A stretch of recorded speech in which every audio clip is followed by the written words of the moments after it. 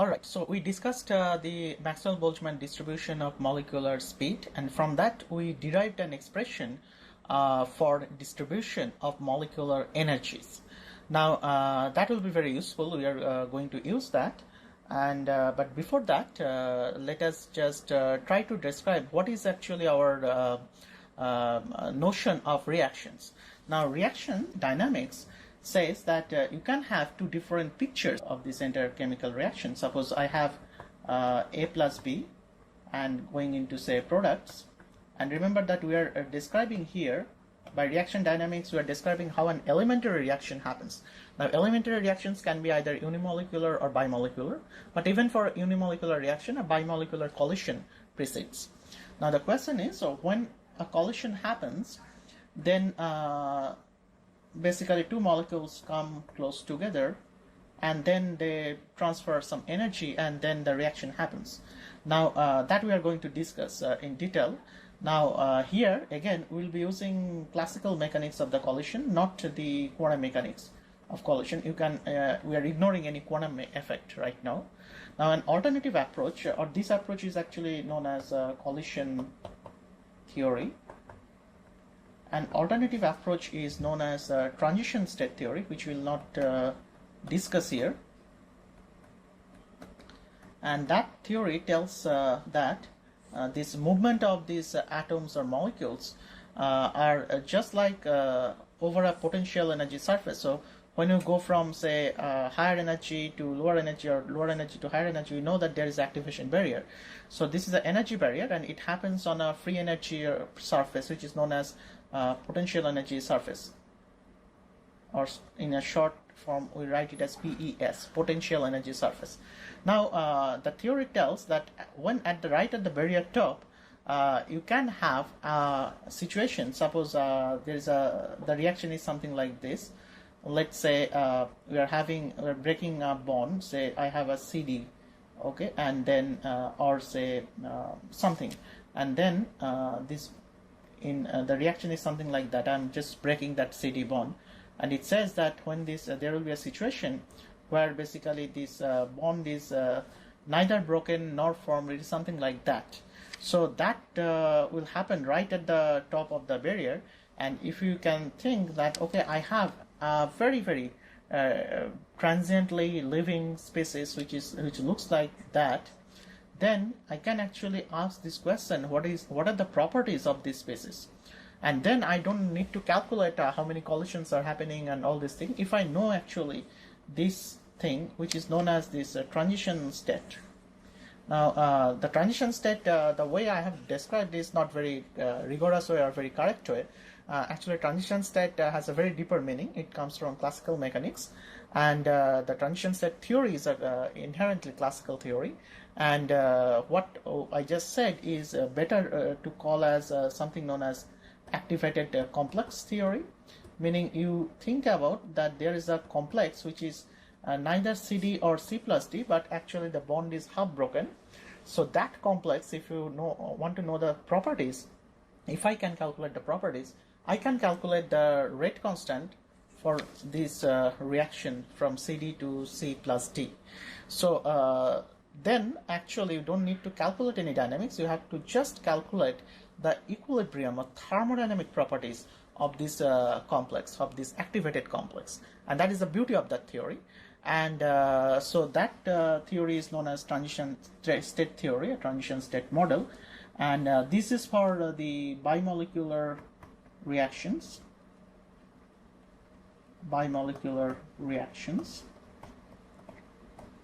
And there are also, remember, the unimolecular reactions.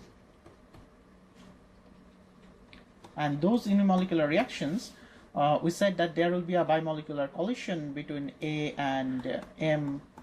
That will give me this A star, and then this A star will give me the product. And that was our Lindemann hypothesis or Lindemann model.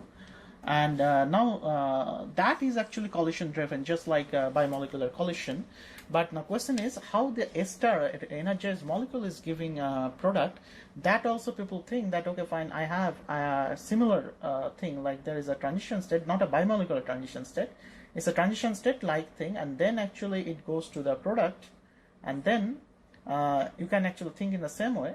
And then these different models that we talked about, particularly this sophisticated model, which is RRKM, which was developed by Rudy Marcus, that actually essentially shows that the rate expression you get for a unimolecular reaction is exactly the same rate expression for the bimolecular transition state theory. So there is a deep connection, but to understand that you need to know a lot of classical statistical mechanics, how this works, or how to calculate the number of states in this region, or you have to basically figure out what is the density of states, and then you have to multiply with the probability of crossing or occupying those states, and then you can actually do kinetics. So there are two approaches, what I just said. One is basically the dynamical approach, which is the you calculate the dynamics either in classical dynamics or quantum dynamics, or sometimes you do a mixed way, classical plus quantum. And the second approach is that you completely get rid of dynamics. You just look at the region of the potential energy surface and just look at the equilibrium properties of that region, and then you will be done. Then you have to just do time independent calculations, and then you will be done with the rate constant. And for unimolecular reaction, there are also statistical theories, and which are very much resemble the transition state theory, which is also statistical in nature. Now we'll only consider the collision theory and the very, very simple model of collision theory. Now, how do you calculate the number of collisions? Now suppose a molecule is moving from, say, left to right, and then I'm asking this question, how many collisions it make per unit time, per unit volume. Okay, so that will be definitely connected to our rate, because rate is nothing but how many reactions are happening, remember, per unit time, per unit volume. Because if you the way we describe the rate, if you remember at the very beginning, it is basically the advancement of the reaction, which means rate of advancement of the reaction with respect to either products or reactant, whatever it is, and per unit volume, that was rate. So if you ask this question, how many collisions are happening per unit time, per unit volume, and suppose I'm talking about collision between two molecules which are A and B, and right now we are thinking these molecules having some dimension, and meaning they're not just like point masses, but they have some size. But to make the model very simple, we are considering them to be spheres. And this, what kind of spheres? These are hard spheres, in the sense that if the two spheres touch, they will just touch at the surface. They will not penetrate each other. So these are called hard sphere. It's just like say two billiard balls on a billiard table. They're just they just collide and they just fly apart. Or suppose two hard balls like two cricket balls, and which cannot actually penetrate each other. Something like that. Very, very much classical in nature. And then suppose this is the molecule of B, and suppose this is the molecule of A. Now think about it. If this molecule suppose is moving, now why I'm considering only one molecule is or one particular A molecule is moving, is that this is all relative velocity. Everything is moving, but then you can think that if there are two things moving, you can actually think one of them is as if it is fixed, and the other thing is moving with a relative velocity with respect to the other. So that is very well known. So we are using this concept of relative velocity, and then you can see that collision between these two will happen only when the center to center distance, vertical distance, is actually less than the addition of the radii of the two molecules. In the sense that what I just said is that think about three different situations. Suppose this molecule is moving, and there's a second molecule. Suppose I'm calling this as that is the bigger molecule as A and the smaller one as B. So if it moves like this, then it just collides right bang on the second molecule. So this is something known as head-on collision. So there but you can have a situation, another extreme situation, where this guy is moving like this. At some other point it is basically here, However, the second molecule was just lying here, so their surfaces just touch. So this is one extreme where it will be just, this is like this, it is just coming, and this just touched and flew apart. But if it is even away, the molecules which are even further away, they will not collide with this A molecule. So all the B molecules which are lying within a distance, and how do you get the distance? This is nothing but, you can easily see, it is basically the radius of our A molecule and radius of B molecule. If it is within that distance, then only they will collide. So you can have an intermediate situation also, which I have drawn here. So this is one extreme situation, head-on collision. This is known as sometimes the grazing collision. So this is just touching this thing. And this is some kind of intermediate situation or more general thing, where the distances are such a way, like it is coming and it is colliding, but not at center, on face to face. So it is just touching and colliding, something like that. So this distance, we call it as something, we write it as B, and this B we write it as impact, or call it as impact parameter. So B can vary from 0. When this will be 0, you can see it in this situation it is 0, because the center to center there is no difference actually, they're just lying on the same line. So there is no difference in that center to center vertical distance. Or it can be maximum, it can be 0 minimum, and it can be maximum to RA plus RB. If it is more than that, then actually you don't get any collision. So long story short, if this molecule moves from, say, left to right, it will collide with those molecules which are lying within a distance RA plus RB from this line of approach. So we can say that we can think of a cylinder like this, but the radius of the cylinder is nothing but RA plus RB, and we can say all the B molecules which are lying within this cylinder will be hit by this molecule in an interval delta t. Then the length of the cylinder must be the v into delta t, where v is the speed of this molecule, because this molecule sweeps v into delta t distance in delta t time. So all we have to calculate, we already know the volume of the cylinder. This is the length, and the volume will be length times the cross section, and we know the radius, so we can easily figure out the cross section. But note here that this v, what is this v? V is now the relative velocity, because I am considering only this particular molecule, which is A molecule, is moving and making a collision with all the B molecules that are lying within this cylinder. And there are also A molecules within this cylinder, but A plus A, it will not give any reaction. So I'm saying that, okay, fine, so all the A plus B collision is giving reaction. Instead of V, I have to take the relative velocity here. So that's why I'm writing V suffix R. And also it is not only one relative velocity, because there will be many molecules, so I have to take an average of the relative velocity. And that is a more accurate way of describing it. So this number of collisions, we can easily figure out. This number of collisions, number of, say, I should say the number of A-B collisions, okay, per unit time per unit volume.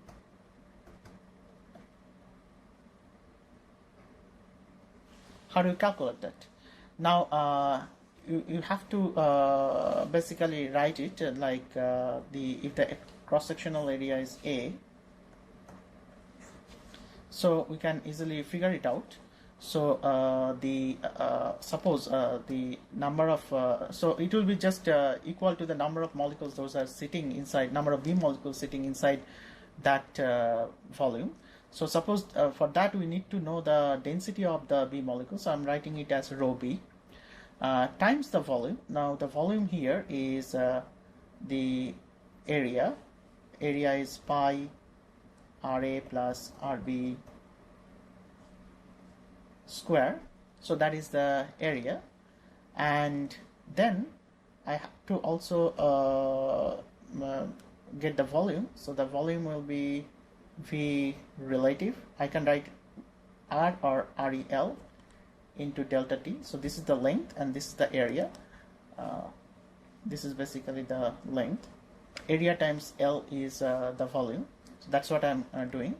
And this is basically this number, what I just wrote, tells me that this is the volume and this is the density of B molecules. Those many B molecules are present in that area, in that volume of the cylinder. So this particular molecule will make collision with those many molecules. And then we have to also calculate per unit time. So I have to divide it by delta T. So the delta T will cancel. But this is for one particular molecule. There are also many other A molecules. Those are also moving. And we can get it how many A molecules are also, other A molecules are also giving the collision. Then we have to also calculate what are the other A molecules present in that volume. But that we have to just multiply it by the density of the A molecules. Because there are, there's a volume and I'm just multiplying by the density, then I'm getting the total number. So thus I get the total number of collisions within this volume. Now when I say that it is per unit volume, there's a confusion because this volume is not a unit volume. This volume is has a something.